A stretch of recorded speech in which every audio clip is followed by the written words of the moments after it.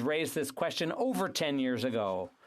Well, we didn't have to, because the dictatorship, the communist dictatorship in Beijing, was not helping the Conservative Party get elected.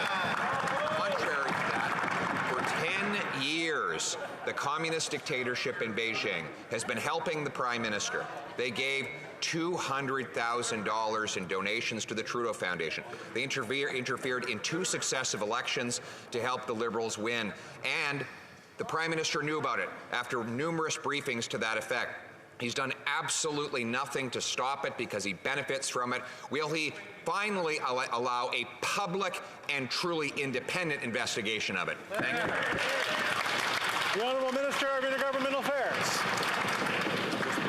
We take the issue of foreign interference in Canada's electoral system and any foreign interference very seriously. Mr. Speaker, that's why when we formed government, we took a number of unprecedented steps that did not exist when my friend was a minister in the previous government. We created the National Security and Intelligence Committee of Parliamentarians. Precisely so. Parliamentarians from all political parties could have access to classified information and publish reports for Canadians. We set up an independent panel of senior public servants, Mr. Speaker, to follow exactly the issue of foreign interference in the elections, and will continue to do more. The Honourable Leader of the Official Opposition. Well, all they've done is had the former CEO of the China-financed Trudeau Foundation to write a report about it, in which he unsurprisingly says, don't worry, be happy. And we know why the Liberals want to cover this up. They benefited from Beijing's interference in 2 successive elections. The question is, why isn't the NDP actually doing its job? They've been working against transparency and preventing top Liberal campaign operatives and PMO officials from testifying in committee. Why won't the NDP stop its cover-up coalition and allow top-level officials to testify and answer questions?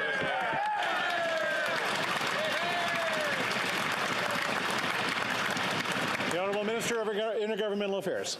Mr. Speaker, the Leader of the Opposition wants top-level officials to testify publicly before parliamentary committees. The good news is that's exactly what they did last week, Mr. Speaker.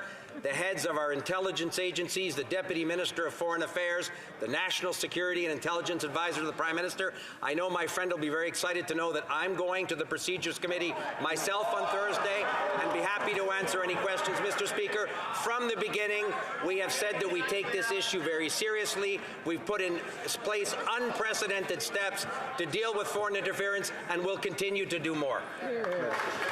The Honourable Leader of the Official Opposition. Well, we learned that the Prime Minister now has a big announcement to make at 5 p.m. today.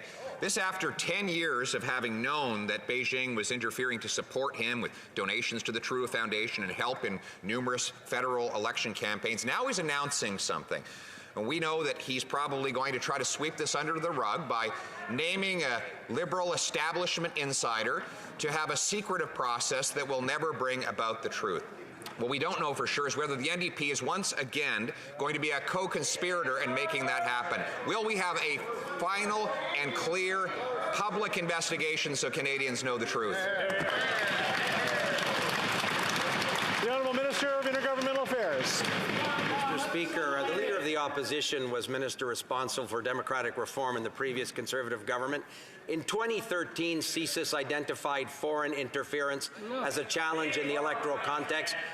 Mr. Harper's former National Security Advisor raised this publicly in 2010, 13 years ago, Mr. Speaker. And when my honourable friend was a minister responsible for this very file, he did absolutely nothing to deal with the question of foreign interference. I know he's frustrated that we've done so much, and the good news, Mr. Speaker, is we'll continue to do more because we take this issue very seriously. The Honourable Leader. The Honourable Leader of the Opposition. Across the floor and let me know that the Trudeau Foundation had received $200,000 from Beijing. Let me know that the dictatorship in Beijing was planning to interfere in successive elections to help Liberals get elected. If they had been transparent about that back then, we wouldn't be having this conversation now. Instead, we've had 10 years of cover-ups from this Prime Minister who's benefited from the interference, known about it, been briefed on it, done nothing except try to sweep it under the rug. Will the NDP stop covering up for the Liberals and get top PMO and Liberal Party officials to answer questions before our committee? The Honourable Minister. Mr. Speaker, just because the Leader of the Opposition keeps insisting on a falsehood doesn't make it real. He knows very well, Mr. Speaker, that our government took unprecedented steps to deal with this issue because we take it seriously. A panel of senior public servants, chaired by the Clerk of the Privy Council, setting up in law the National Security and Intelligence Committee of Parliamentarians, including representatives, Mr. Speaker, from all political parties.